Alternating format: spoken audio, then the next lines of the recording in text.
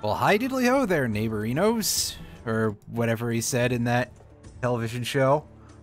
Today is the last week of the 6-week extra drops event in Granblue Fantasy, so we are going to be soloing those dark raids for you.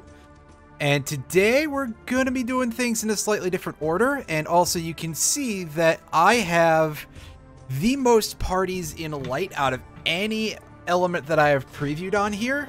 Although I have a new one for wind that I might show off as a bonus afterwards if I can think of something quick that will still demo some of its capabilities. But a large part of that is because light is a very good all-around element, but doesn't like exceed anything specific. You might notice when we do this that our light damage is going to be fucking pathetic. It's going to be pretty sad. But we'll go ahead and we will do... We're not going to do our typical order. I'm actually going to do the Celeste Omega Extreme Plus right off the bat. Because the dark raids are very, very long, and I would like to get something short in early on. And nobody is in here with the summon I would usually like to take for this, so I will just take a Luminera here. And this is where we are using the soldier party. Did I... Okay, I did do my skill change from earlier. I actually did an edit to this party earlier today, so we'll get to witness that.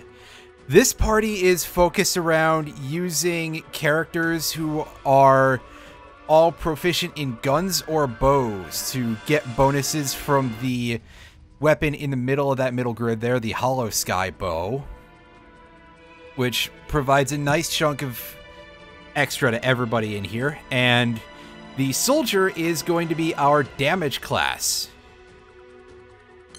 So we're going to start off with our debuffs here and buffs.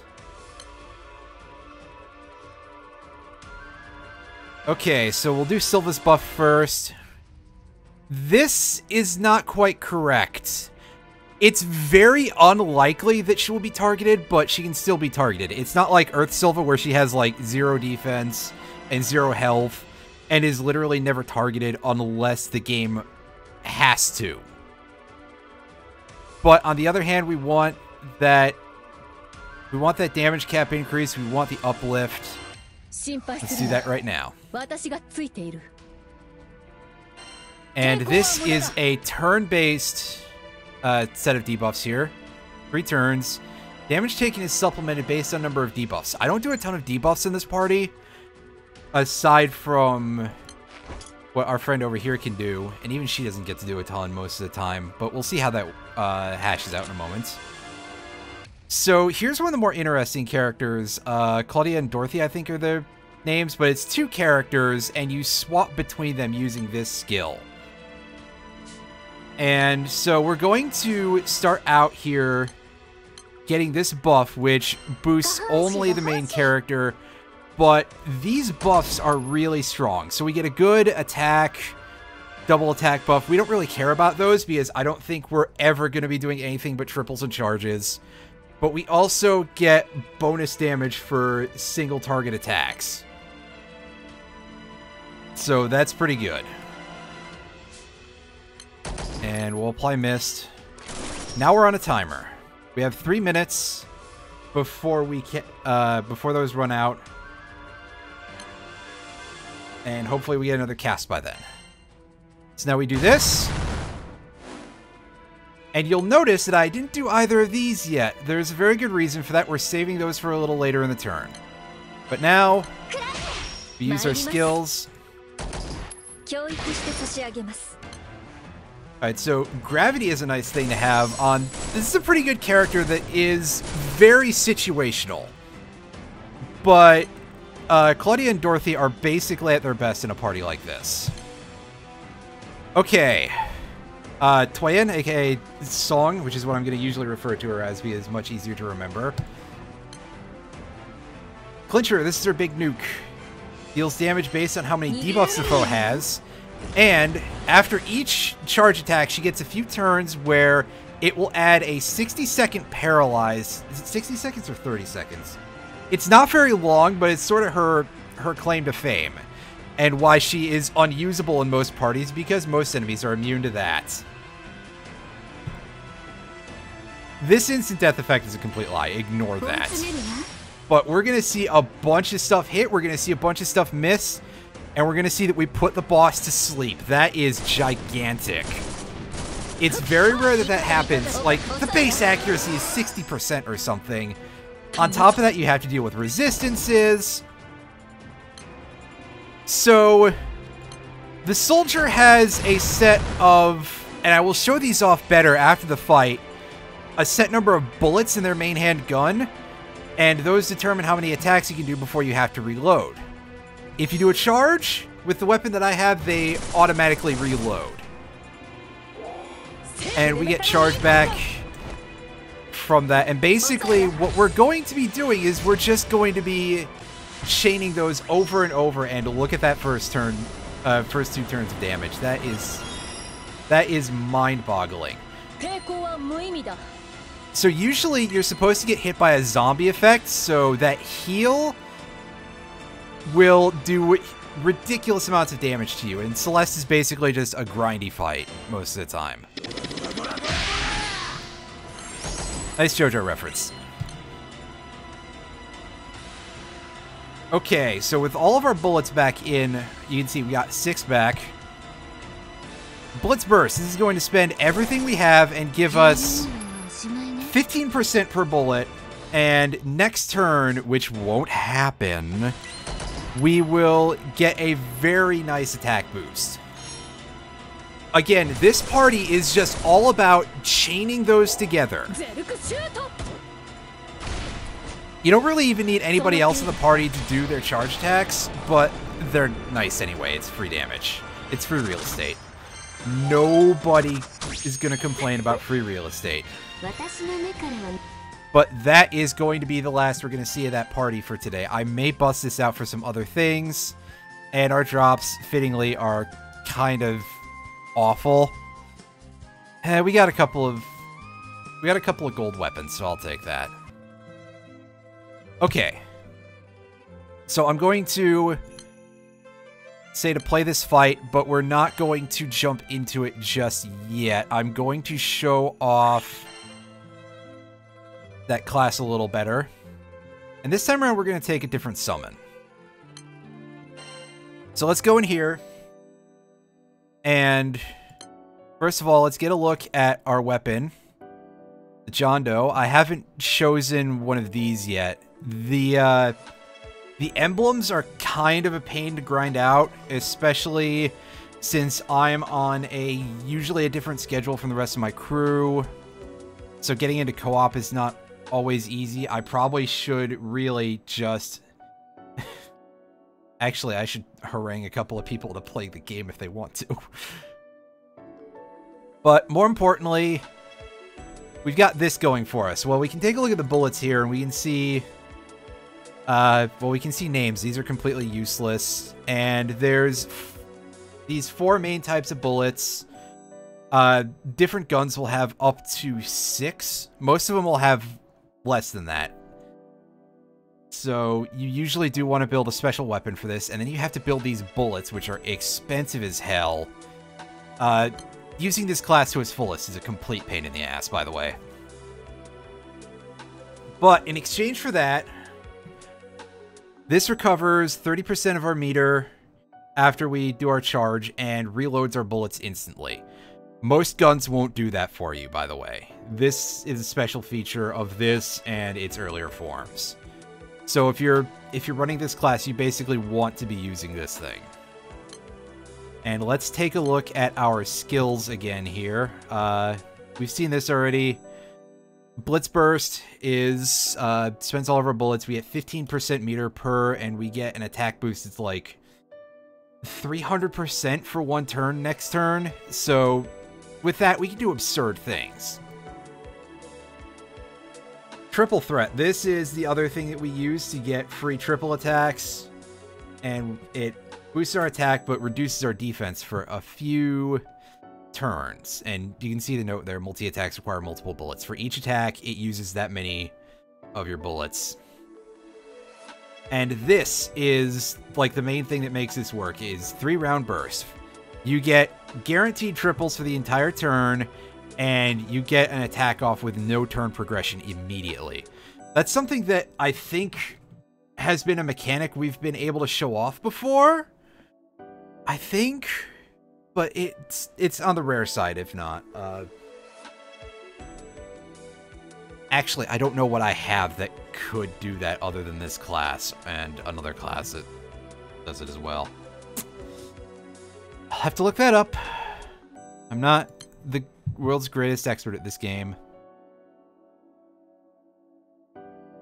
And yeah, definitely one of the most gimmicky classes, but pretty fun to use if you have all the resources in place.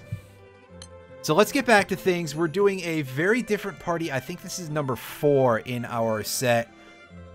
Yes, this is the dual wielding class, using just the basically pure sword grid here. Doing something that you will rarely... Oh, I fucked up. I just realized that's not what I'm supposed to do with this, so the load time is there to really make me feel as stupid as possible. Thanks, game. I really needed that. So I guess we're gonna try and do this. We're gonna try and do with this as much as we can. So what I was supposed to do here was I was supposed to take Huang Long as my summon, which gives a 30%. I will actually demo that in another fight against this because Olivia is pretty easy, I think, if memory serves. Which means I'm actually not going to explain a whole lot during this fight. Just going to leave you out to dry. We can do that right now, yes.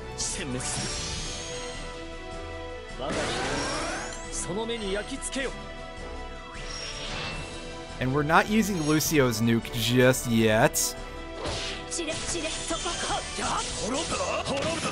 Oh wow, that's a good turn. And this is why this is a problem. Our charge is slowed down, so I have to do a lot of bullshit to do a lot of the fast charging here that I would want to. So I'm really kicking myself in the back of the head right now, but thankfully I brought Splitting Spirit along, which is just fills your meter at the cost of HP. And we have a lot of that to go around in life, which makes up for the fact that it can't do much damage most of the time.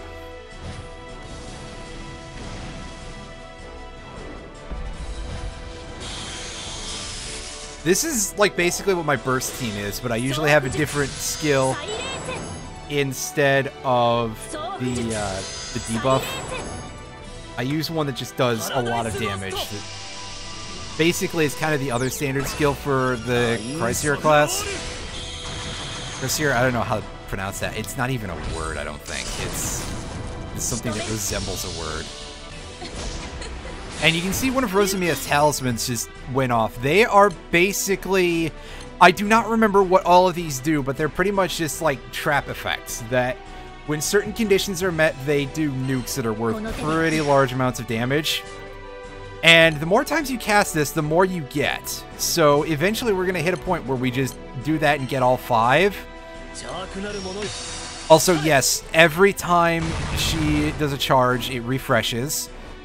And whenever Lucio does a charge, his nuke out of the ashes can be activated twice. And by can be activated twice, I mean it goes off twice no matter what. But same thing.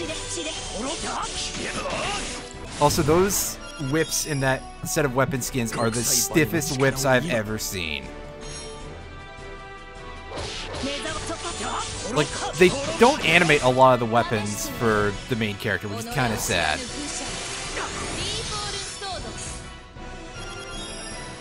Also, you can see that Lucio tends to get targeted a lot. I'm pretty sure that he has a thing where his hostility levels just go up as the fight goes on. I can't say enmity because that's a different mechanic in this game.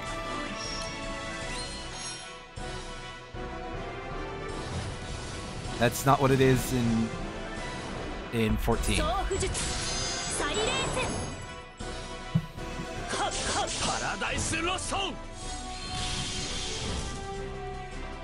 And yes, you will notice that Sandalphon did a different charge attack that is related to his buffs.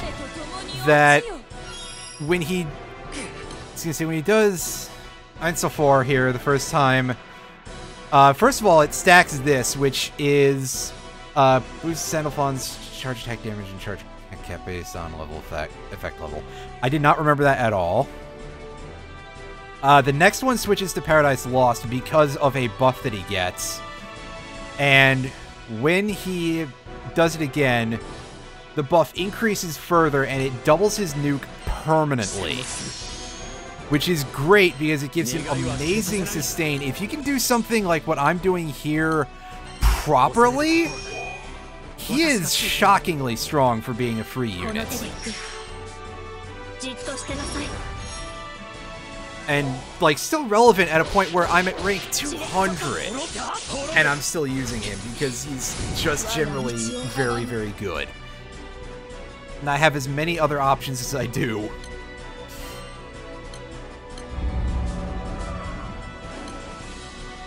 And yeah, the sleep is not going to work there. I think we're doing enough damage that we can just do this without feeling like too much waste. Oh yeah, 2 million! Lucio just going absolutely ballistic here. And I'm not going to use those other two buffs yet until it is important to, because we're still affected by the meter lowering effect, which is kind of... It kind of makes things a little bit of a bad, It means that using anything that would just give us meter is not necessarily a useful idea.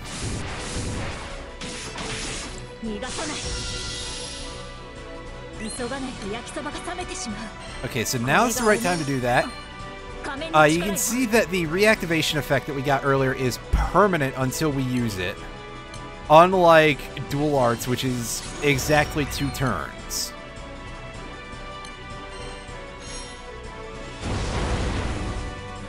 And yes, I'm going to redo this, and I will explain how all of this works in that round.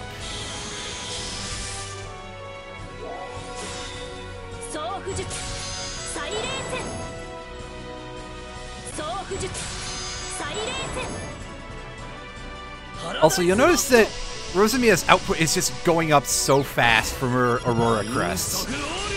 She's like the only character that I have that can use them, but she's really good at it. And yes, obviously, name is a Gundam reference, blah, blah, blah. If anybody in here is like, is that on purpose? Yes. Yes, it is. They know what they're about, kind of. Take that. And okay, we're doing this again. We're doing this again. This, I think, is the only time I've had to do a real retry on the stream of one of these. Okay, so let's go ahead and let's grab Huang along here, and I don't know how easy it is to read this. 50% boost to all elemental attack, so this is good for any party, regardless of element. 30% boost to charge bar at battle start, and increase charge attack damage. So, yes, this is focused around one thing and one thing only, and that is why this is a good choice for burst-oriented stuff. Let's take a quick look at what Huanglong does here. Fill all allies' charge bars, can't resummon. Yeah, so we're gonna get 2 turns of burst out of this. So let's do our standard things here.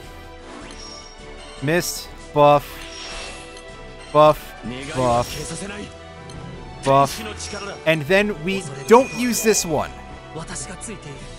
There's no reason to do this right now, because we don't get bonus damage effects on our charge attacks, and we have no reason to get forced triples for a turn right now. So let's go ahead and look over at Rosamia. I've given a brief explanation of the Fire Blossom Talisman already. In fact, real quick, let me grab a link to the chart that I'm using for what all of these skills do. Or rather, just a link to the character's wiki page. So that way, anyone who's like, what the hell are all these buffs? Just go look at that, and that will tell you. Dragon Roar Talisman, 30% boost to all allies' meters. This is already powerful, but when she has 5 Aurora Crests, it boosts the entire team's damage cap and their charge attack specs for 1 shot. So late in the battle, it becomes a ridiculously powerful move on the 7-turn cooldown. And this one is a little tough to use sometimes, but in a case like this where we get an attack trigger immediately, it's very strong. Phoenix Talisman. Fill 1 charge diamond on the target to give us that charge reactivation on the next turn. Now let's take a strength buff here and do this and fill out our meter. Splitting Spirit. It says costs half of current HP, but it runs but it doesn't spend everything if you fill up your meter prematurely. And here comes our first turn burst. That first skill on this class switches to your offhand weapon to get its effects. So we're going to get the 2 nukes out of the sort of renunciation, repudiation. I can't remember which one it is. And that's going to add a ton more damage.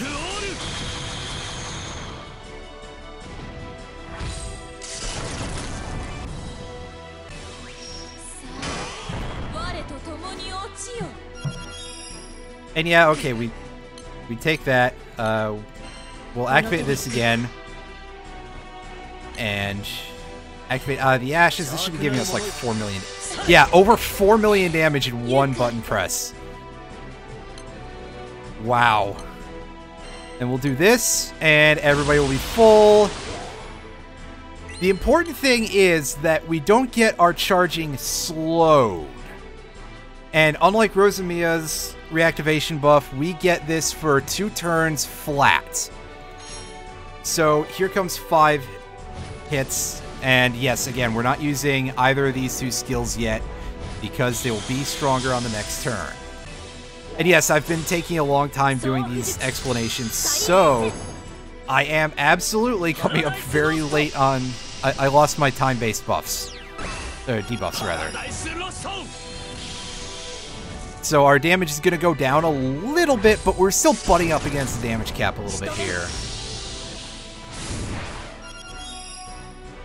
And also, Rosamia is at 5 crests now, so when she gets that skill again, it will give us the full effect. Also, by the way, she gets some buffs depending on how many crests she has, and they're, like, according to her, they're not straightforward is what I'm trying to say, and they're only for her, I think.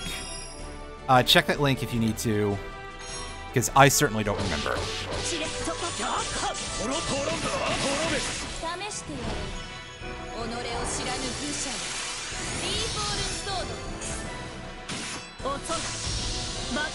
That's a bit of a pain. That's not where we wanted that debuff to go, but I believe we'll be able to come out of this okay anyway. It should be fine. And that stacking defense down effect, I believe, is just an inbuilt thing from the class. From the Cressier class here, our double sword class. But again, it's like, how do you pronounce this? I suppose technically that counts as a word. And this is a very safe time to activate, to get our reactivation on the go. And be ready for that.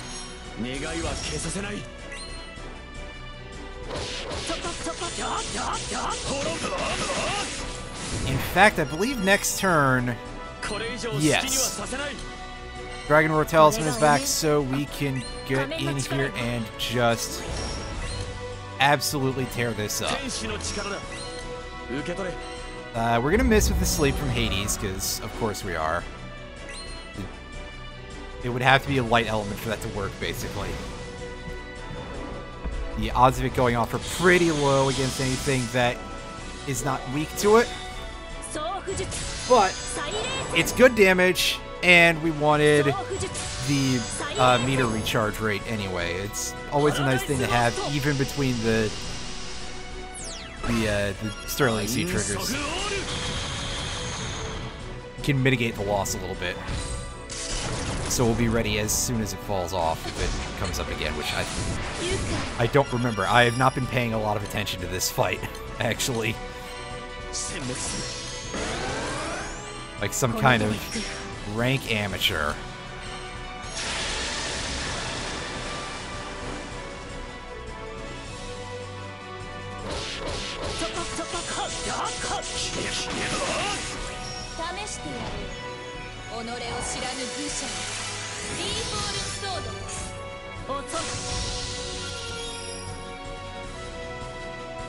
It's okay, I think this is over.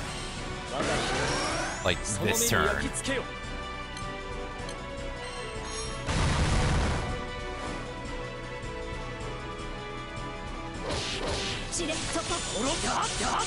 Oh yeah! Okay, well. That's done. Sorry for subjecting you to that twice. That's just me being, as I say, a rank amateur. It amazes me how many mistakes I make at video games despite this much time playing them. And from here, we switch over to the staff-led team for the rest of this. And that will include actually a bit of a switch in that same party after this fight. So again, we're going to choose this party, and we switch over to our light main here, where we're playing as the Sage, which is our healing class. And, like, this whole party is healers, which anyone who knows this fight probably would think that's a little strange, but we'll be okay.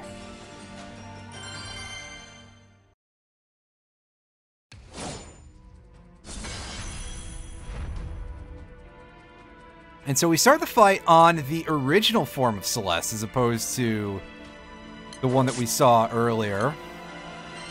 Let's take our buffs. This doesn't do direct damage, so we can go ahead and drop that immediately. And Veil. This is going to be the thing that's going to help us out the most here. And this fight is a fucking slog no matter what. That Divine Sentence should help us, hopefully, because the enemy will take supplemental damage. And I'm going to summon the Star immediately to try and get those triple attacks. So, Fifth or Flumph over here is just going to... she's going to cast Reincarnation on herself. And we're not going to use her other healing moves probably very much at all. Although she does have this, which purges all debuffs from all allies, and she has really, really good debuff resistance herself. But it may not be enough. It might still present some issues. And we're going to heal immediately because our main weapon with this class gives us something very, very big. Whenever we cast our main heal, we get auto-revive on the Sage. It's very hard to die with this setup, and this was 100% instrumental for me being able to solo Anubis, which is otherwise one of the most irritating fights in the game. So it might be something that I have to show off at some point. I don't like that I just said that I may have to show that off at some point. I thought I was done with that asshole.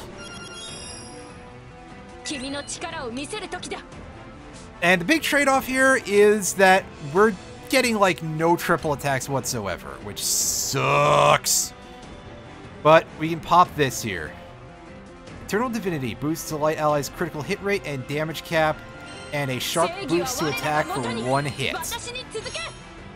So this is ideal conditions to use this under. Or when everybody's guaranteed to do triples, which is the other thing that Jean can do. Jean.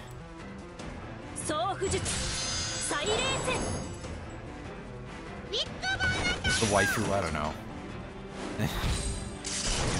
She's still, like, considered to be the, like, one of the ones that all the nerds want. I don't pay attention to the fan base of this game, and neither should you. She does, however, have an ability where everybody who has a light attack up buff gets even more attack up. So that is very nice. You can see we're putting out some really good damage on that turn, and we just pushed into the 75% territory, and we take null elemental damage. Fuck.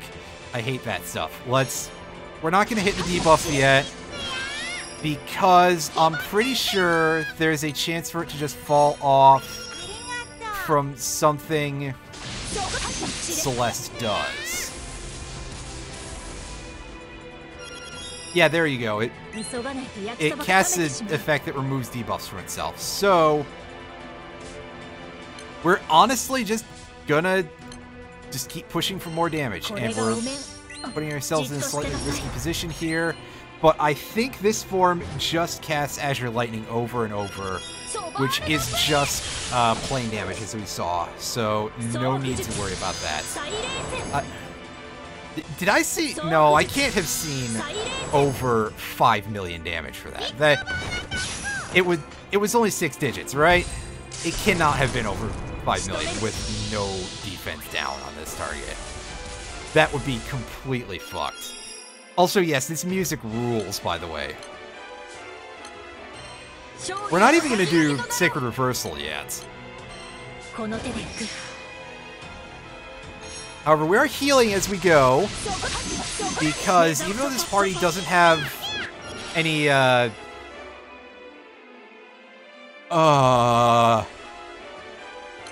doesn't have any stamina buffs, it's still a good idea to stay high just in case something nasty shows up. It's a good idea to stay high. That's a phrase to take out of context. Oh shit! That's something I didn't remember existed. Dark Prison, eh? Zombie, hostility up, and Shadow, which is basically a charm effect, I think. So we are getting rid of that right now. And I guess we're going to Veil. I didn't want to do that right now. I'm displeased by that. I didn't realize that was a thing we had to worry about at the moment. And in fact, at this point... Actually, I'm going to wait to do that until next turn. Assuming nobody important is tied up, I'm probably going to end up throwing down my debuffs now, because the amount of just chip damage we're doing here is kind of making me sad. On the other hand, an important thing here is that the Everbane debuffs cannot be removed. So it's taking additional damage, and it's losing 100,000 HP a turn. But we don't want this to go too slow, because there's still a whole other fight after this, which is a fucking grind and a half. So we're gonna do this.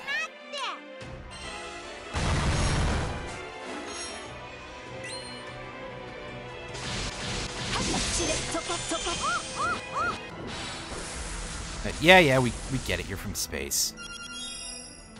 I think I'm noticing that these damage values are not going down, so they're based on max health, not total health. Gag! Alright, come on, you ass. Go into break, you motherfucker. I need this.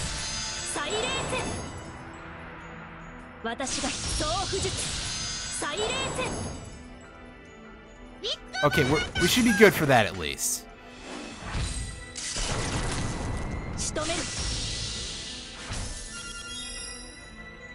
Alright. We are in good position with this. Like to Sanctify. And yes, we'll do that now.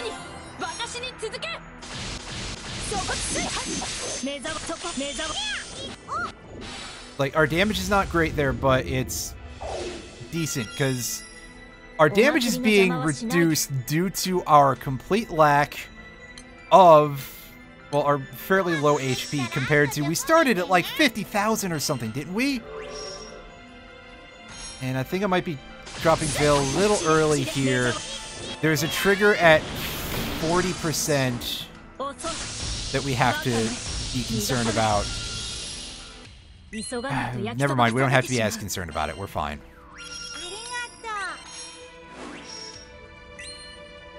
We have our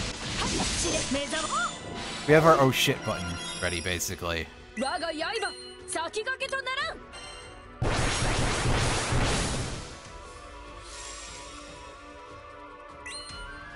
That Blessing of Light is basically the big oh shit button for fights like this.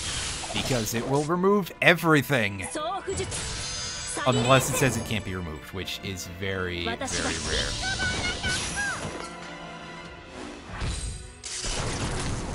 And down to 35%. Here's the thing that sucks. Comfort. Everybody gets put to sleep and zombied. And it missed the main character entirely. And normally you just have to sit here and wait and hope that it stops being a problem. It comes down to RNG very heavily. And I'm pretty sure our debuffs just timed out, not, they didn't get purged by that move. It doesn't do that. Damn, I was hoping that we'd get the defense down from Colossus, but it is what it is. We're getting pretty close to being able to reapply using characters who can actually land them.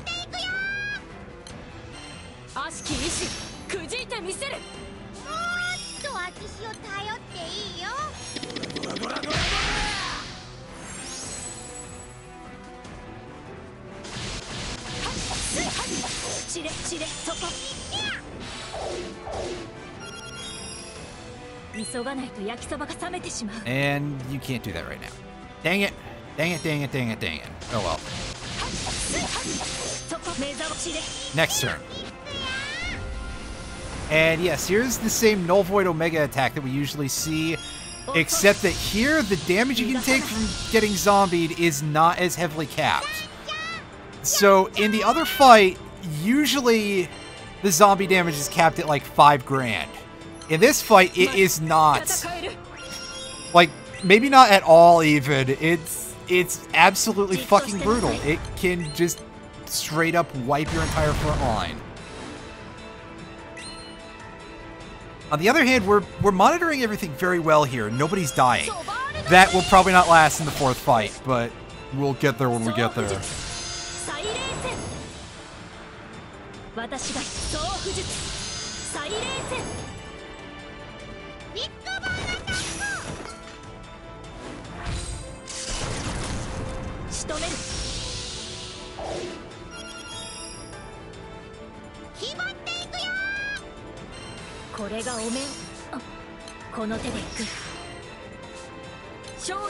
Bring back my non-turn-based debuffs there. Come on. Damn it, we didn't get our defense down. Shit. Well, we're doing okay here anyway. And there's Comfort again. We had Veil, though. We're fine. On the other hand, Rosamiya is still taking putrefaction damage, so... Excuse me, that's unfortunate, but there are some losses we must take here and there, I guess, and it's not going to be too bad because it's only like 300. I don't think we can end this turn, but we are going to put everything we can behind this. Yeah, everybody's at full health now.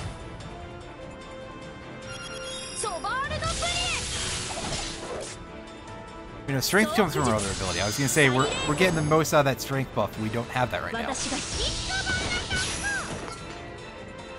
But also, for no defense down, ripping through that much health in one turn, 8% is pretty good. Alright, here's Null Void Omega. Again, we just laugh at this because it doesn't do anything of note to us. I barely even feel like we need to do any of the rest of this maintenance this turn, but let's do it anyway.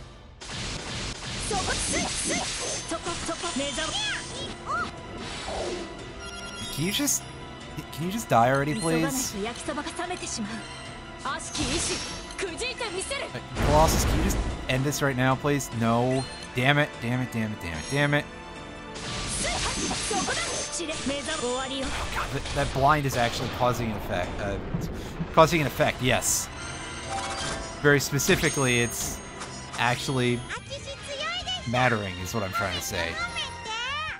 So that was kind of tedious, but it turned out to not be that hard. And fittingly, our drops are pretty garbage. We get a +1, so that's nice. And we get 1 gold weapon, but otherwise, all right, last one of the night. Let's go up against the Avatar. And yeah, we pay in for this. Blah blah blah. Cover stuff, and we'll take Lucifer. We have to do some changes here, however, because this is not going to work for us against Avatar as a boss. We are going to, first and foremost, we're going to edit our skills, because Avatar does almost no debuffs whatsoever. So Veil is fucking useless to us.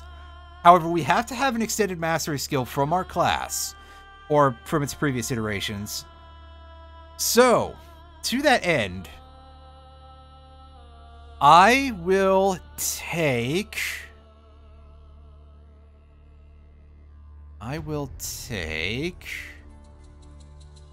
the other skill on that staff real quick? Let me take a look at that. Party, weapon, staff. This boosts, it's just boosted debuff resistance. Okay. For class champion weapons at 5-star, most of the time they can be used to boost a specific skill. So, for example, that one has boosts to, I think, White Wall and something else. Just buffing the shield and doing something else useful. I don't remember. But we are going to take...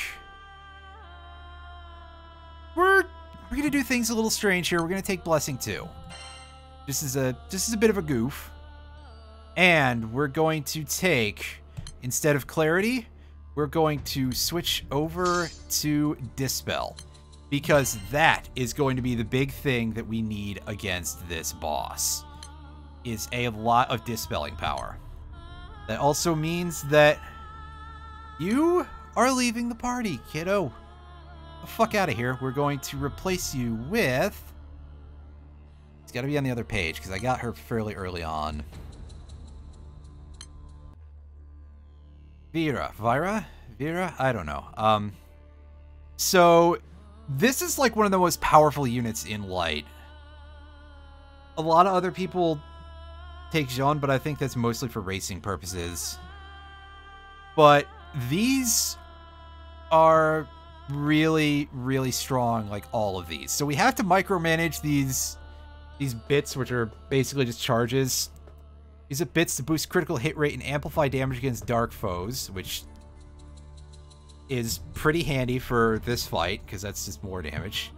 When Aegis Merge is active, 1000% boosted defense, boosted debuff resistance, substitute effect, substitute all ally attacks as well, and restore HP every turn.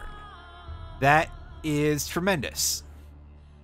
So she's a really good defense unit.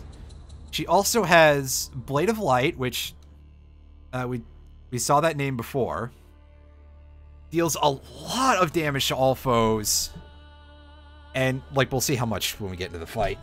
And, importantly, always dispels a debuff from the foes. The Luminera Omega summon had that, but it used to not be guaranteed to dispel. Now, with the recent 5-star upgrade to it, it can guaranteed purge a debuff. And then she has the buff Divine Weapon. Deal triple attacks while in effect, boost a charge bar gain, gives a special buff that boosts light attack, and while Aegis Merge is active, gives it to everybody. I did not realize that it boosted charge bar. Is that new? That's insane if they gave her more stuff. So, we're also going to take a quick look at our back line here. In particular, I want to show off this guy, Geisenborger. He is the most game-breaking character in the entire game. Like, absolutely. You need a certain party to use him, but he is completely absurd. And it all hinges on this. I'll bet my soul. Debuffs will be nullified. Jammed effect, so as his HP goes down, he gets stronger. Can withstand lethal damage, leaving 1 HP. Cannot be removed. Effect duration extends upon being targeted by a light ally's healing skill or buff skill. As long as you can keep him up, if it times out, he dies. But as long as you can keep it up, he is completely absurd. He can't die to anything. And he has a lot of things to redirect targeting to him. He just... If you're not using him at this level for light content, you might be making a mistake. We'll put it that way. Also, he does this. When sub-ally caps dark damage taken by light allies at 10,000 per hit. What? Are you kidding me? And that sounds pretty useless, I know, but this boss has an attack that does 100 million damage to everybody. So, you have this. If you get to that point, it's percentage HP triggered. You just laugh it off. You just laugh it off. It really may as well not even happen. Also, it's past 8, so we get our strike time boosts now. Let's go for it. I'm extremely confident that we can solo this boss. It might get a little ugly in a couple of places, but I feel pretty good about our chances here. Good for you, buddy. Good for you. Alright. Miss. We have no other debuffs to apply right now. We're going to use our buffs. We're not going to use these. Don't do this. Don't do it. It's a trap. And you'll see why in a couple of turns. And we're going to use Hello and Malleable here to increase our damage dealt and set the clock immediately. Fire Blossom Talisman. Blessing 2. This, by the way, is a fairly unique issue that I have right here with this. That requires me to not set up Aegis Merge right away. So she would get her stacks back, causing it to last for 3 turns. She doesn't want to take all of what's going to happen with this. Because, I'll just spoil it, it's damage based on percentage of HP. It'll kill her. Also, Avatar has a random chance to gain a buff at the end of every turn. Attack and multi-attack rate are boosted. Stackable can be removed by dealing more than 4 million damage within a turn. Or you can just do this. Get that shit out of here. Never want to think about that again, buddy. Unfortunately, I'm going to have to deal with that through the entire first half of the fight.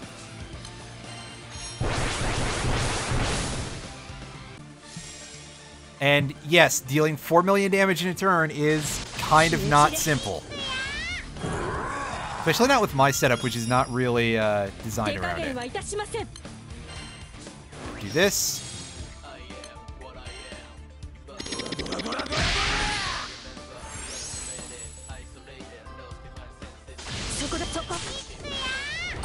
And there you go. Again, we don't want her to take all of that. Holy fuck. She took 3 hits from that, though. Wow. It's like, I think it is actually 25% of the target's max HP. I gotta remember to cast Reincarnation on Flip at the beginning of every fight because we want her to have that auto-revive. Especially in a fight like this where we're going to be leaning on Geisenborger. She is one of the best people for propping him up. We don't ever want him to time out. That is the worst possible outcome.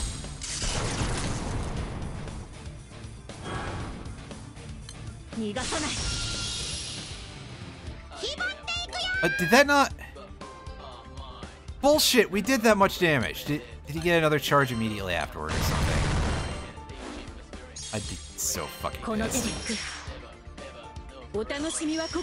So we'll do that now, and... Yeah, you will see that one of the big problems here is that we are not really touching the damage cap very much as light. And it's kind of a problem. Especially for fights like this. So, obviously, like, she's just getting lightly scratched from regular attacks. But non-elemental damage is not affected by defense. It's for, like, fixed damage, gravity type of things. And, yeah, that's going to present a bit of a problem, obviously. We're in a fairly safe place to set this up.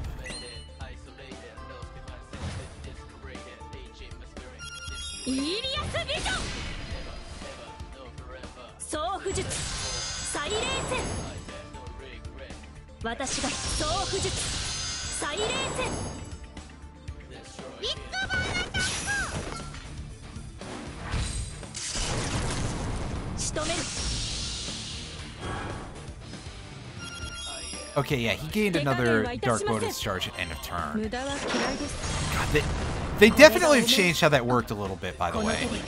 Like, I don't think it used to be stackable. Also, real quick, let me use the sticker and get my free blue potion.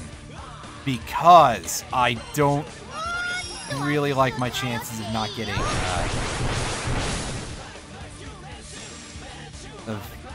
I don't like my chances of not needing that, is what I'm trying to say. If I can remember how the English language works.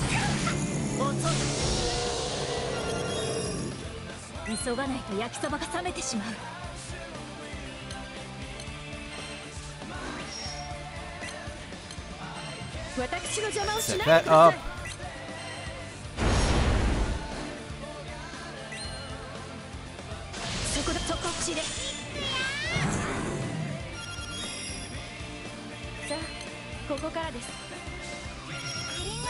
Heal. This.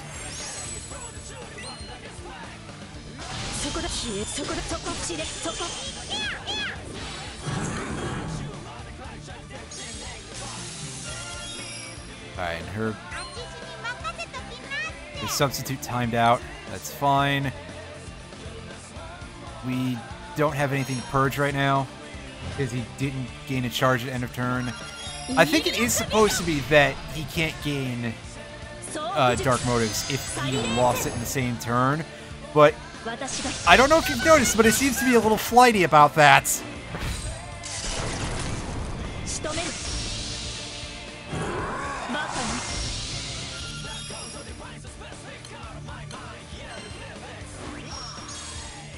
And by the way, if anybody's like, hey, why don't you do that while he's at full charge?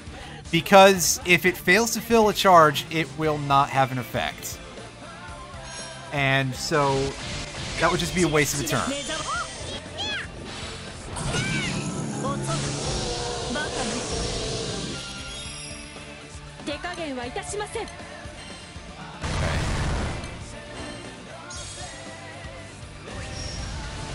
So, yes, let me tell you how glad I am for that guaranteed Dispel on something Luminera now, because, oh my god, you need so many Dispels for this fight.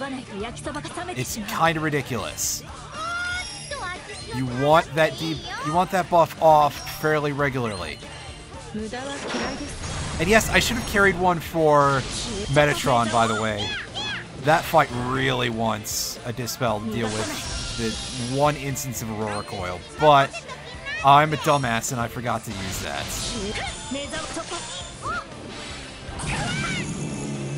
Ooh. Yeah, okay, Chunky Kong, relax.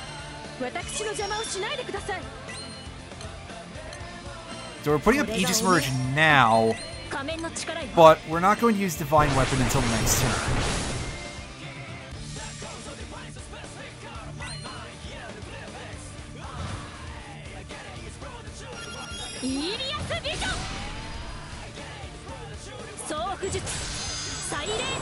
Because otherwise she would use 2 bits that turn from A, upkeep on the substitute, and B, from dealing her attacks at Avatar, and it would break immediately afterward, which would just be a waste.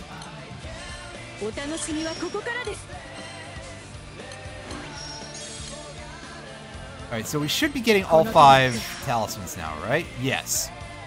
There we go. Nice set of 5 there. That's pretty good.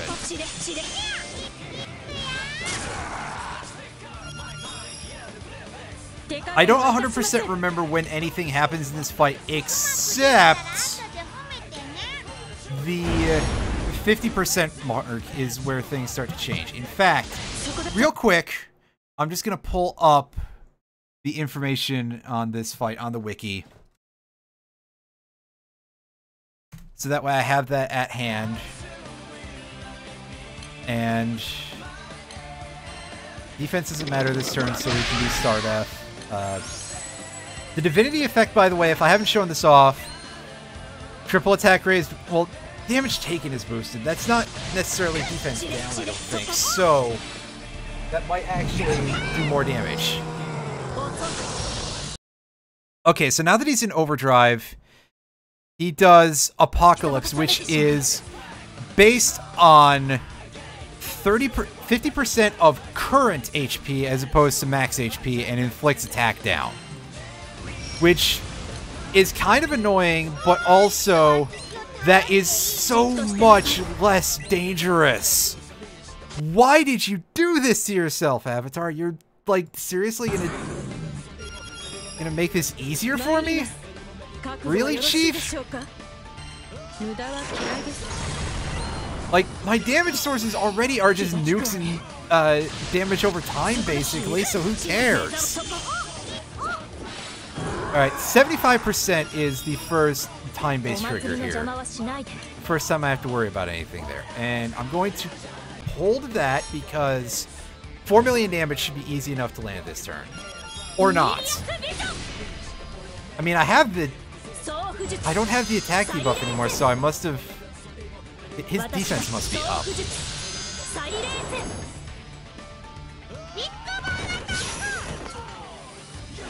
Although with the 5-chain and the chain burst, yeah. Oh, okay, so the debuff's timed out.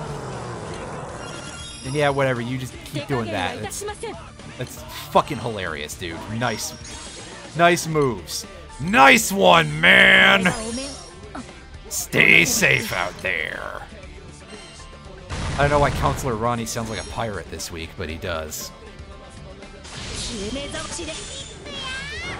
Alright, come on, get 75%, come on. Do this. Do this.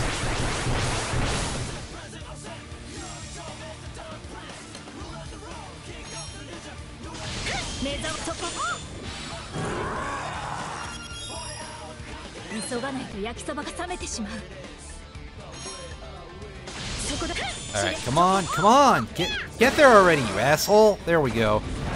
Daedalus Pierce, this is his time thing. attack down and defense down. This defense down has a unique name to it, saying sharply lowered. Also, it's one turn. That's it. That's a fucking joke, but I'll do that anyway. That is... I don't know what the difference is between that and normal defense down, but I didn't realize it was only one turn. Like, wow, there's almost no point to that. Holy shit, dude. Alright, so we'll just keep up doing that.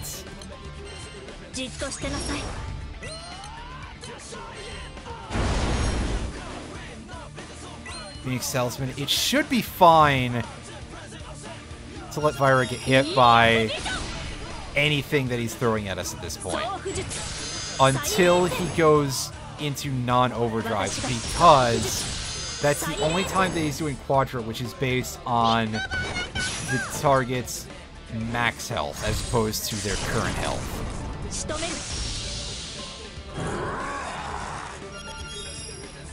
And of course, with the shield up, we just don't take any damage. And you know, she just gets a chance to heal.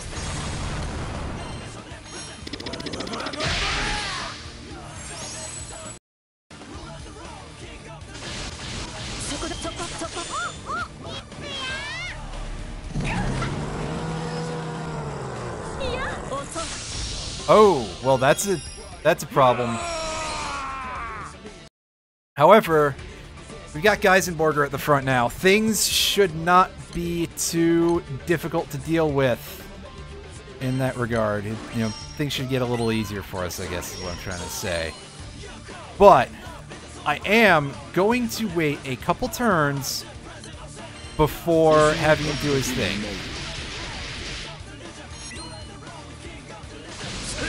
Let's just take a bit to listen to his voice, because he's great. Okay, we're gonna do it now.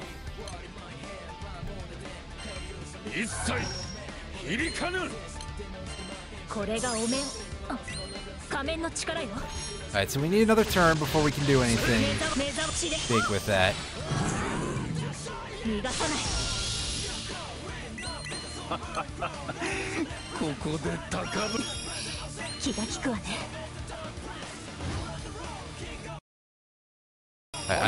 I keep toggling back and forth between having OBS up on the left screen and having information on this raid up, so apologies for the audio cutting out, if that actually bothers anybody.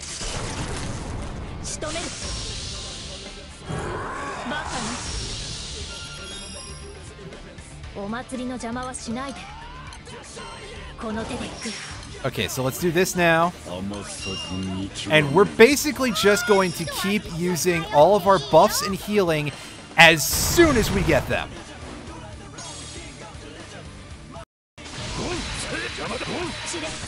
In order to keep his turn count as high as possible.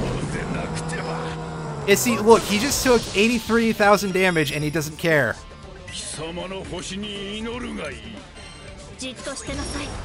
Best character in the game.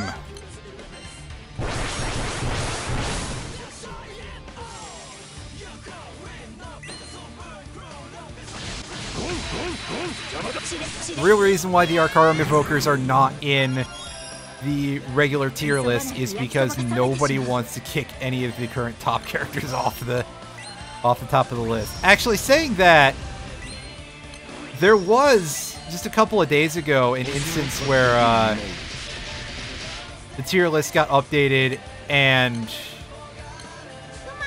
the summer version of Mimlemel is now the only 10 on fire, which is like really upset a lot of people. I think it's kind of hilarious, but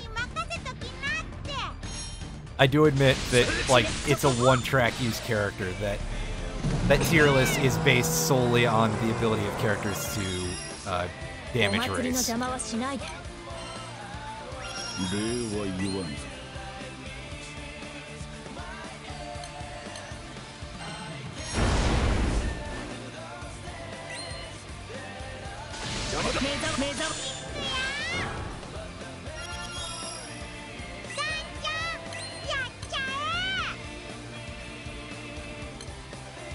Alright, so we shouldn't really need to use the star just yet, because we'd be wasting those buffs for a turn.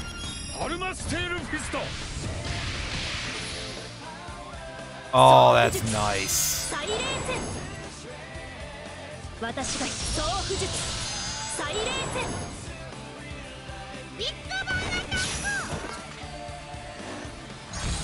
Actually, right now, I kind of need Rosamiya to take a fall here. So I should probably be playing a little more appropriately for that. Because otherwise, I don't really have enough buffs to... I don't have enough buffs in healing right now due to the lack of clear and veil on main character here to very easily keep Geisenborger going for very long.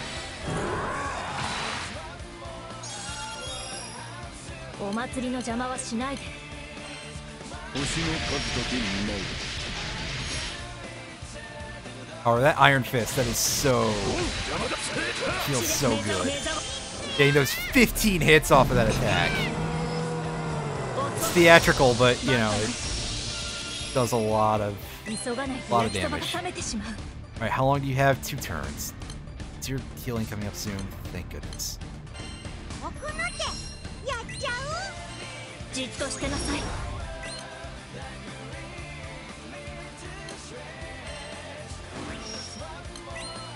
Yes. 5 turns to do that again.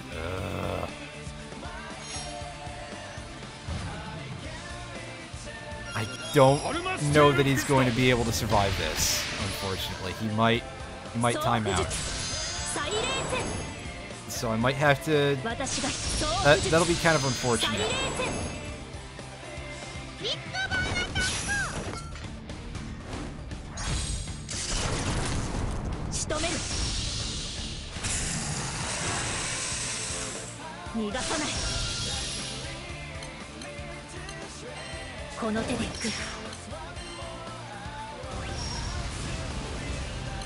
Turns left. Because of course he can refresh his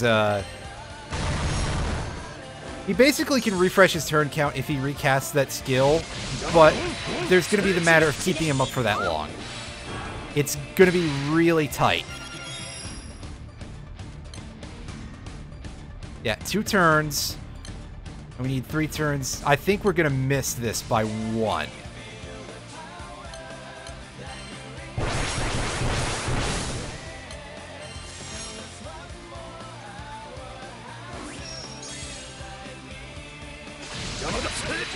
And unfortunately, no, feeding him healing potions doesn't count as targeting for heal skills. Otherwise, this would be super easy and super free. Yeah. Yeah, it's gonna run out this turn, and he's gonna die. Well, shit.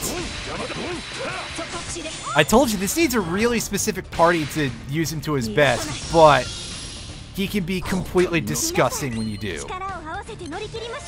Hi, Sophia. You have a free revive ability, so we can just get him back and ready to go.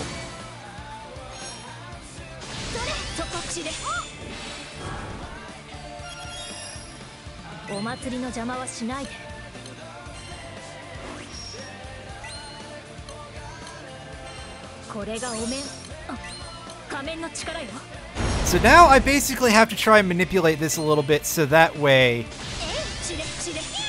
at the very least, if anybody's going to bite the dust, it's going to be Rosamiya. Because otherwise, it's like she has the least in terms of being able to prop him up.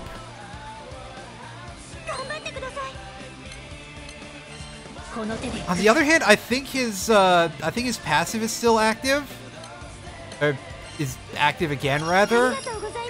So I'm actually going to operate under that assumption and try to push this to the end here. Dispel. I hope I still have Mist ready because at 50% he purges all of his debuffs.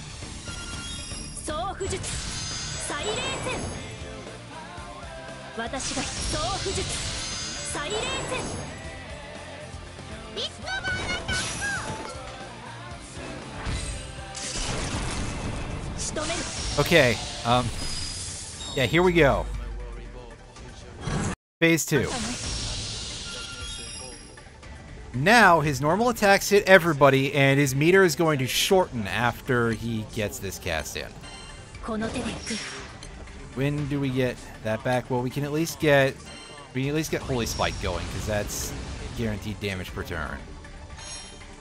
And at this point, his soul special until he hits Overdrive is going to be that. So we'll take a second to look at what Sophia has going. So we saw her revive already. She has Clear, which can just remove one debuff from all allies. Very nice. 3-turn cooldown, so very, very efficient. And Medicament is a heal to a single target, but if they're almost dead, their health is fully restored. That is really, really great. She's a very handy healer even to this day.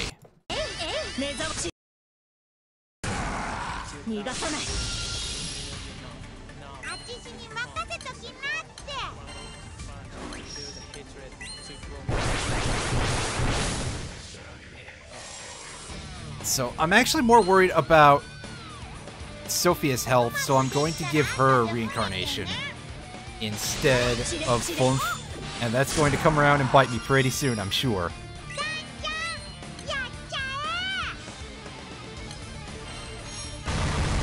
And we don't have defense down on him anymore. What? We didn't get that earlier? Fuck! I hate this fight. This is so long. We've been in here for like half an hour already.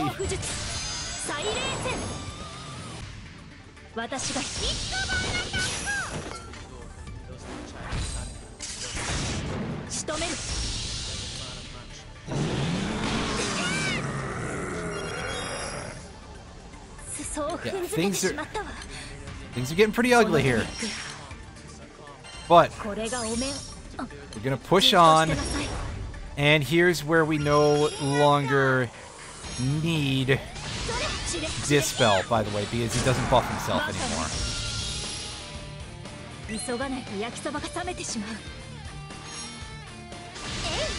Again, it's percentage damage only, so it doesn't matter.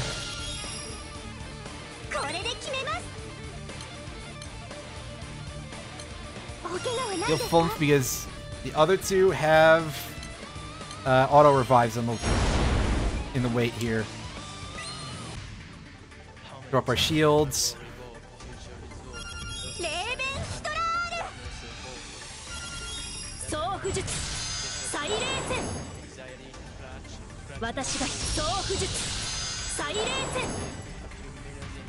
Doing as much damage as we can here.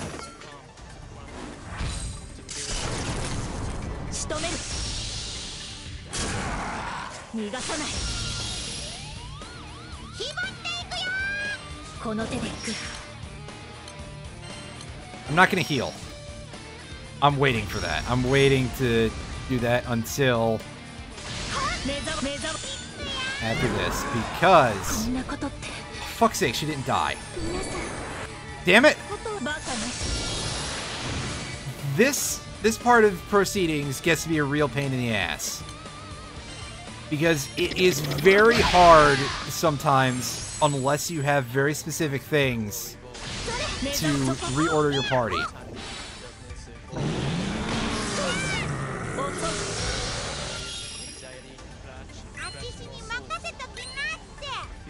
It's almost worth it to just heal now. In fact,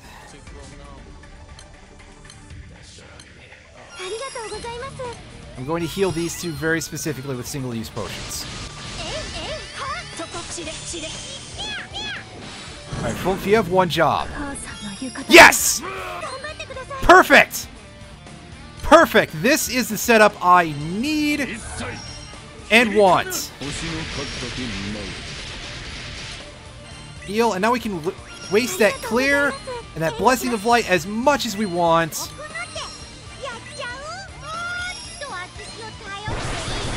And running out of turns should not be a concern with Geisenborger at this point. The odds of that happening are very, very low now.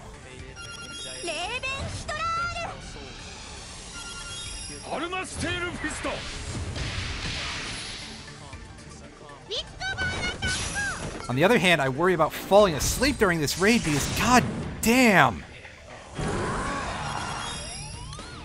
One of the other upsides, by the way, of me doing this early is that, of course, I'm going to be doing some 14 after this. So this is a... It was intended, hopefully, to baby this along a little faster. Because, yeah, this stuff does take a while. I forgot just how fucking long this one was, though. We've been fucking around here for so long trying to get this to work, by the way, that the 16-turn cooldown for the revive skill is ended, so we can get Rosamiya back next time somebody dies. She'll be taking their place.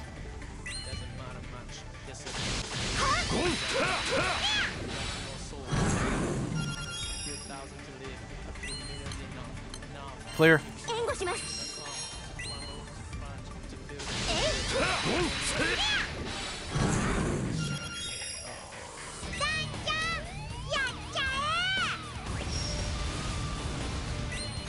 Alright, let's just take this.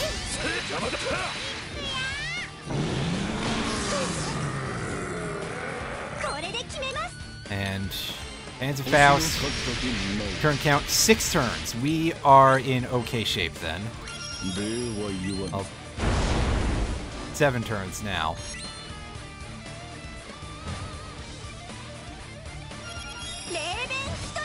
And don't forget that Burger King gets extra damage as his HP goes down, so he is definitely going to be the powerhouse of the team as long as he keeps taking those big hits on the chin. Keep getting slapped, buddy, is what I'm trying to say. Sounds kind of terrible, but here we are. Alright, so it's going to be more important to use... turns 9... 7 left... 8 left, rather.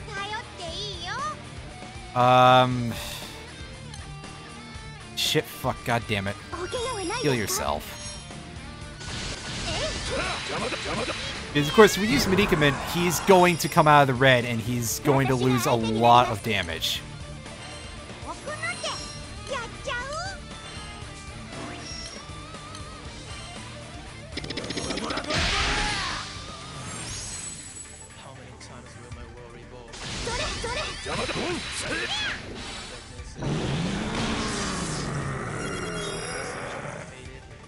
Just keep going.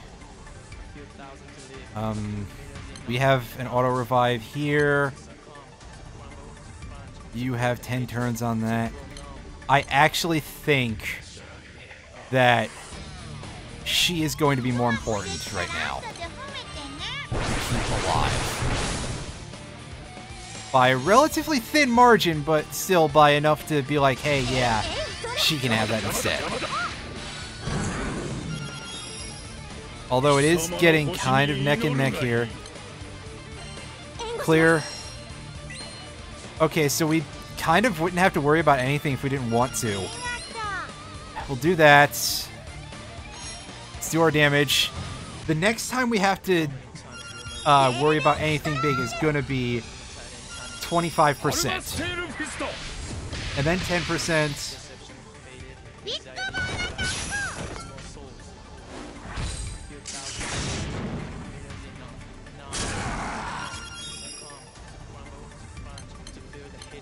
But you can see we're not doing a ton here.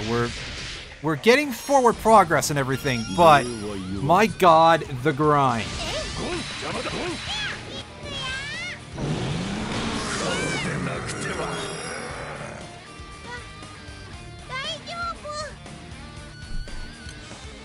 Let's do this. Fuck, our other things ran out of time. God damn it! Kill yourself again, Sophia. I don't know why I'm checking turns while his third ability isn't up.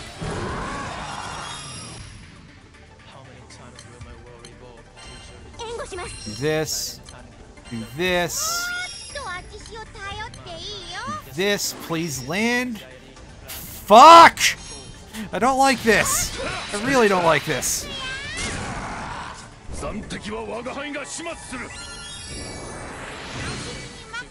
Well, here comes a turn where you do hilariously minimal damage, buddy. And it's like all gonna get regen, at least for Burger King here. Oh, never mind. That's a lot of healing. I forgot how much healing Sophia does with her charge. That's not to be sneezed. Oh boy. That sucks. Because that is not fixed damage. Well.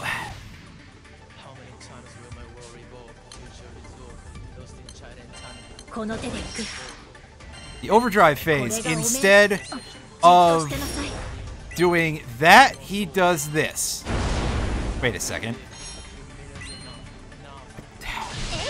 Forget I said it. Heal yourself. So instead of...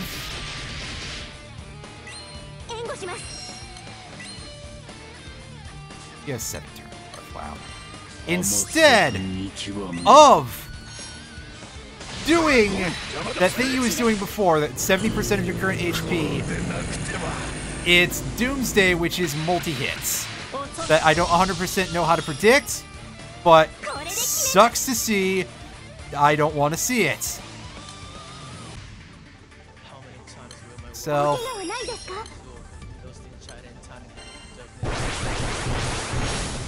Also, yes, the music is repeating very, very readily, and it's starting to bug me a little bit, actually. Like they gave us this nice music for this fight and for things related to Belial. For those of you, if you probably know anything from this game, you know about him. But, man, this music is starting to drive me nuts. I think our cast counts have retained through the entire fight, by the way. Alright, yeah, come on, soak those hits there, Geisenborger. We don't need to worry, by the way, about being able to substitute until 10%. At which point, of course, it becomes literally necessary. Almost literally necessary, at least.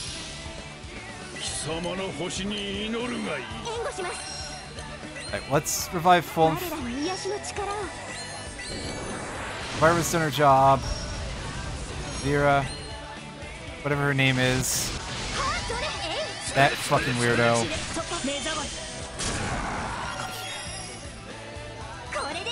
Yes, we get it. You're from space, buddy. And so what are you sitting on here? 4 turns. I just keep checking that almost out of reflex at this point. I should be paying more attention to the turn counter on the substitute ability.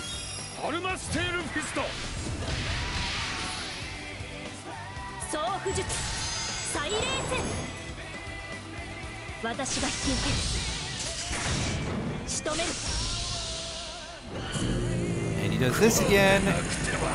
Ow, seeing those like thousands of damage hits, that's gross. Thank goodness she still had a revive left in her. An auto revive anyway.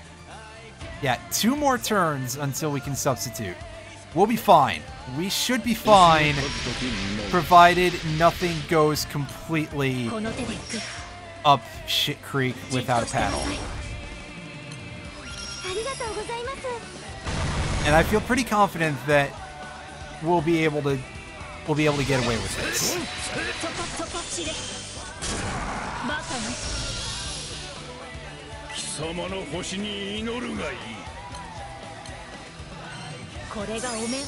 Heal. Dragon Ward. There. Charge. We'll actually go ahead and heal Rosamia to full. Okay, turns 5. Let's see if we can do this in under 50 minutes total. I don't think that's going to happen, but we're going to try. Dang it.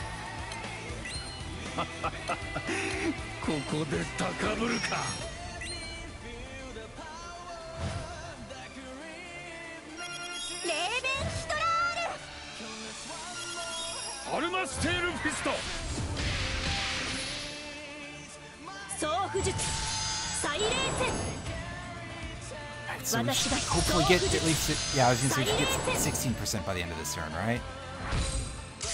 Maybe 15? No, unfortunately.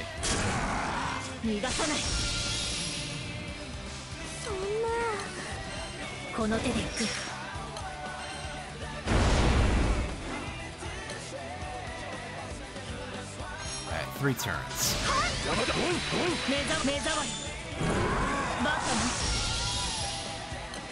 Can you heal, please? No. Oh, boy. Well, this turn sucks a little bit, but again, we're not popping that substitute because otherwise we're going to end up going too fast and we're going to miss the point when we need to use it. Wow, holy shit, nobody died. I can't believe it. We're getting away with some things here that we should not by any rights. Can you... Okay, you can do that next turn if you survive. I don't think she will. Yeah. Ooh. Damn.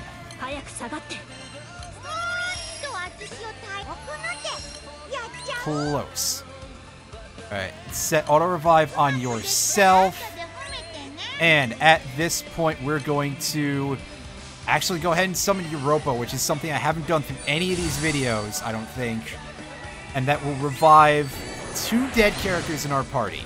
But we can't resummon her at all during this fight, so we gotta hope, basically, that we don't accidentally push through to 10%. I think we'll be fine. I think. Alright. Stardeth.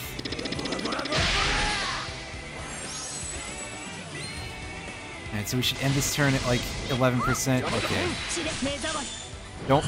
Oh boy. It's getting a little close. Oh. That's fucking scary as fuck. But this is when we just let everything go. Alright, so you got 3 turns. Gotcha, now I know when to do the thing. And he is in substitute mode. And we are hitting that. We're at 10%. Okay. And here it comes. A move you have to account for in this fight. If you're doing this with... Well, let this happen. If you're in a very small party, this is it. This is the thing you have to account for. Arch enemy. This is... Did you see that number? He took 4, 7, and a bunch of 9s. It's 100 million damage to everybody. Is it? Yeah. It's 99,999,999 to everybody. It's the most damage that anything will do in the entire game. It's literally 10 times more than the previous effects that did that, like Skyfall and other Skyfall. Not to be confused with any James Bond movies. If one of them is called Other Skyfall, that would be fucking terrible, by the way.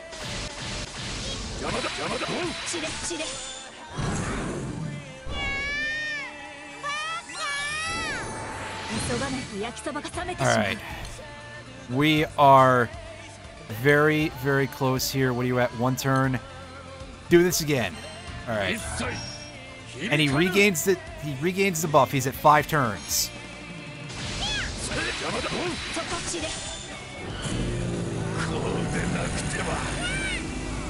And he has so much of a hostility buff that he takes a bunch of those hits. Just having him in your party makes your life so much easier. Get Geisenborger if you have the resources and the wherewithal and you want to grind that much, do it. I'm not kidding. He is the best character in the game. He needs the most support out of anyone in the game, but he is absurd. I can't believe they actually were just like, let's make this guy completely busted. Oh. Oh, wow.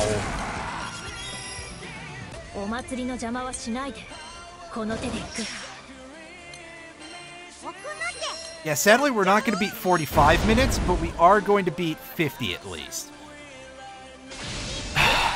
This has been the longest fight that I think I've ever done, and I hate it so much that it got this long. Excuse me, I had a little bit of a cough there. On the other hand, I started nice and early, so we're probably going to end this before my Granblue stuff is usually ended, so that's something, I guess.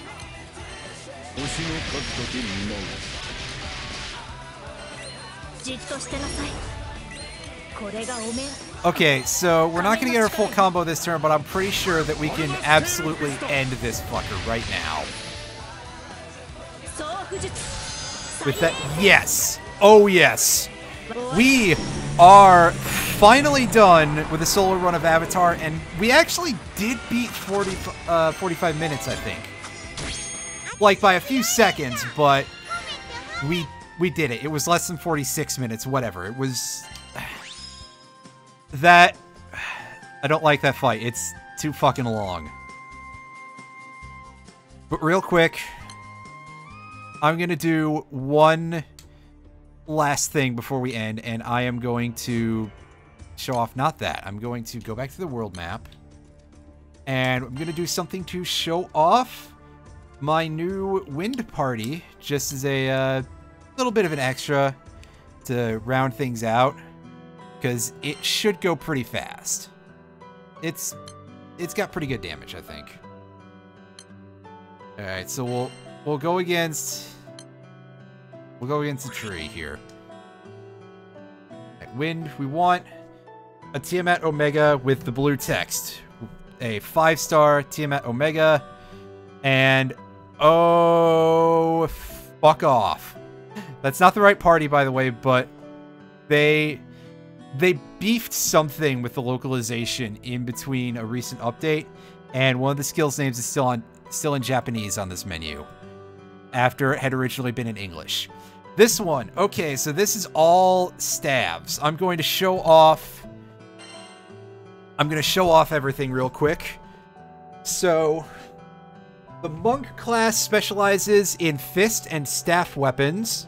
So we get our staff boost from the Ultima staff, which is over here. And I got the new wind weapon, the Coruscant, the Coruscant Crozier. There we go. And this has some pretty nice abilities to it. It has a small Omega Majesty, so we get a little bit of health in addition to everything else. And a medium double attack and critical hit boost.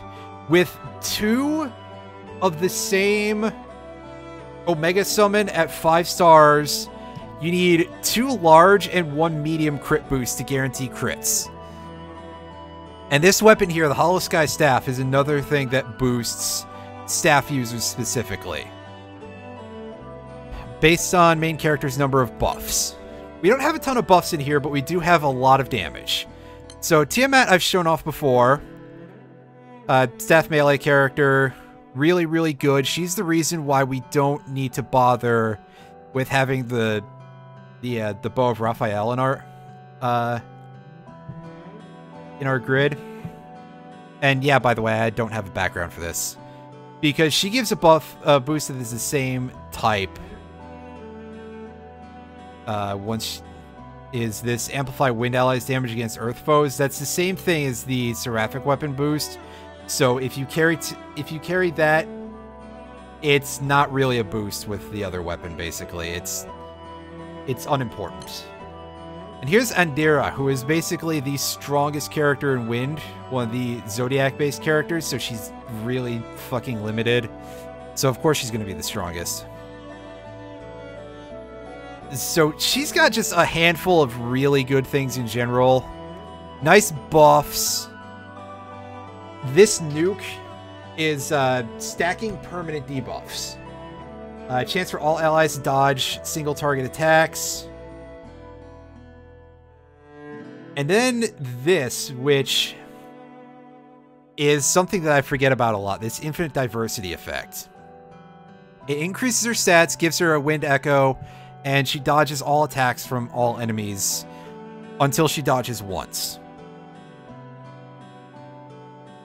I took her thing that gives a chance of a one-turn skill cooldown reduction per hit, and this move heals your entire party to full, I believe. So there might be no use for those guns because they are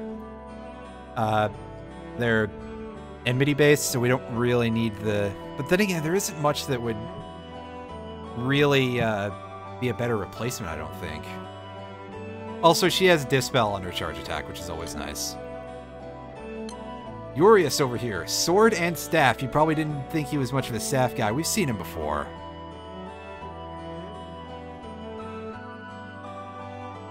And he's just generally pretty good. Over in the back row, here's Lena. Lena is basically your only good option for a healer in Wind other than Andera.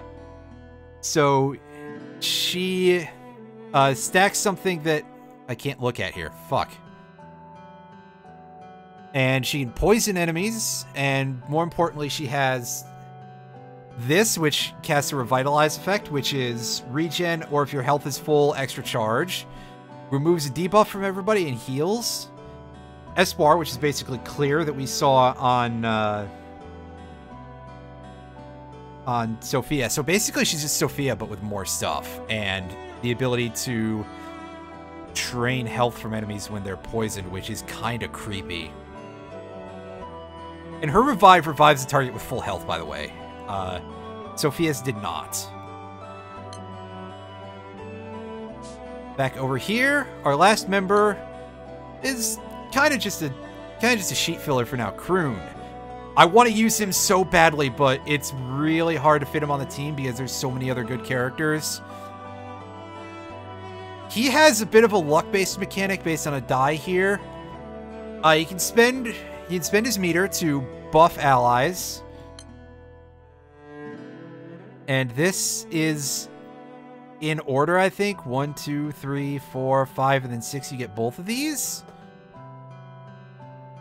I don't remember how all of it works, but his really cool thing that he has here is this. Drain a foe's charge diamond and boost caster's charge bar. We've seen this skill already. Urius has this, but it's so good to have a second source of this. This is good.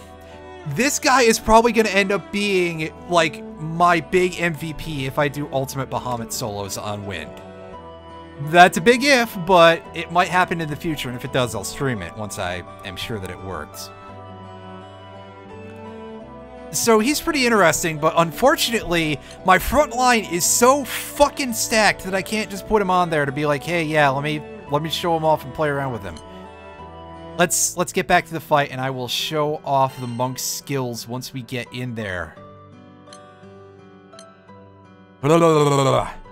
All this talking is making my throat go, hey, asshole, you should drink some water. And it's not wrong, but I will handle that in a bit. Okay.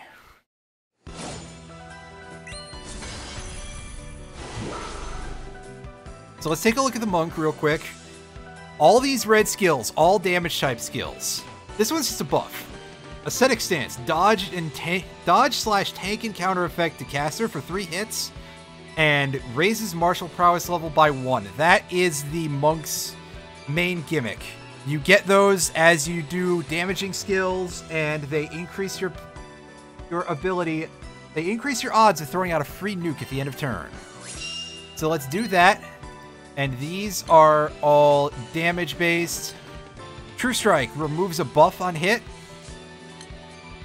Rock Crusher gives us an echo effect and an armor effect and a boost to our critical hit rate. It's a very nice set of buffs on top of a nuke. And Twin Coil, this one is from the Gladiator class. 2-hit elemental damage to all foes. Twin Coil is special because, if I remember correctly, it's either this or another skill. It might be a different skill. First of all, this one has like a ridiculous damage cap. But secondly, if it's the skill that I'm thinking of, it always deals damage that is elementally advantageous if it can. So y'all remember how this fight goes? Target the thing in the back.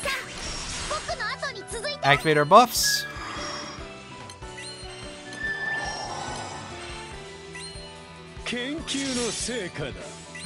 He has default super fast charge gain, so I'm going to actually use 4 right away. That should get us to the cap on his defense and attack down effects, and let's do this.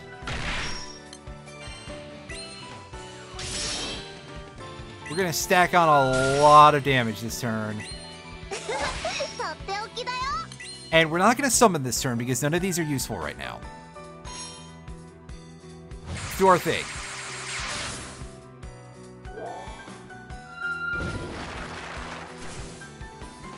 I think we got a skill cooldown reduction there. I forget what the Xeno Sagittarius Gauntlet does. I have to double check that, which I'll do at the end of this fight. But we get some nukes on there, and we get a bonus effect from it.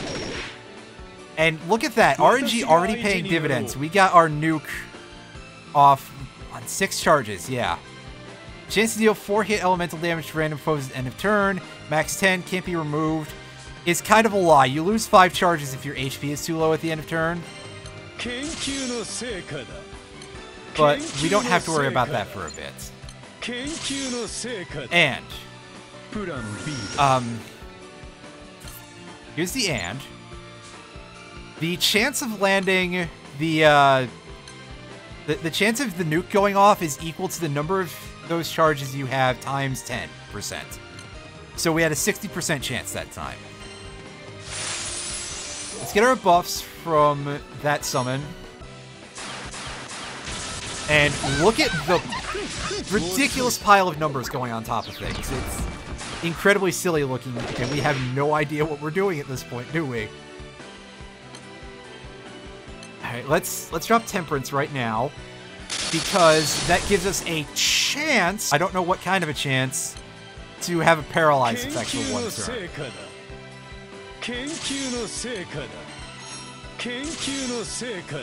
Oh, we got a paralyze anyway. Well, how about that shit? Amazing.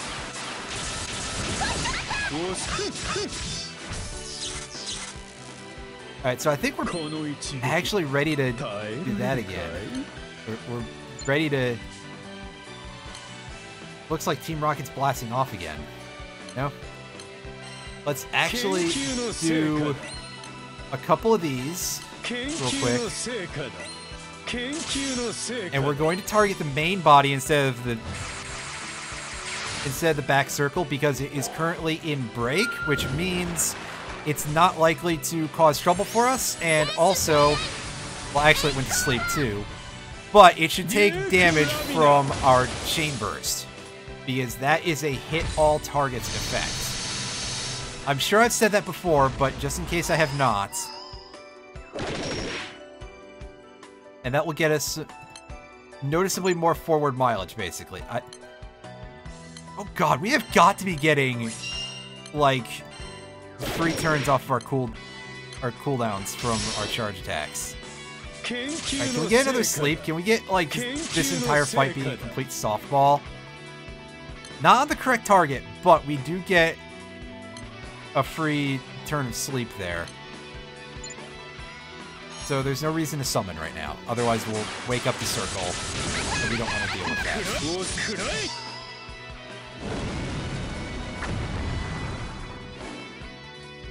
Amazing 0 damage there. Wow.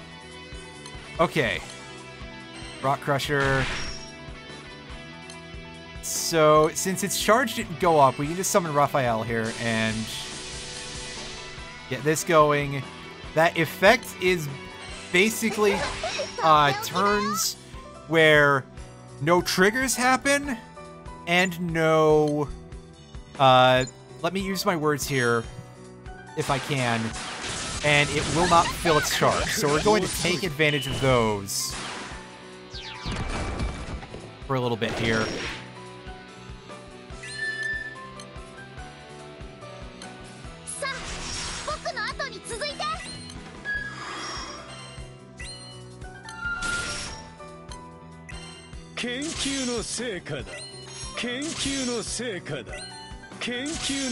And basically just not even bother with the circle for the moment until it becomes important to do so.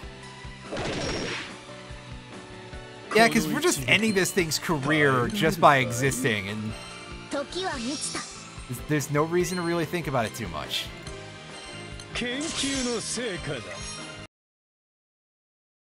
And again, muting the sound for a second. If only he had more voice lines for that same attack, that would be great. Get on it, guys. Why did you not? Come on.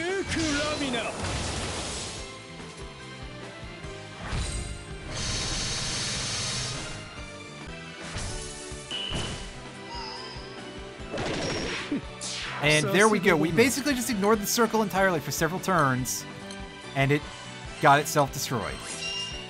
Amazing.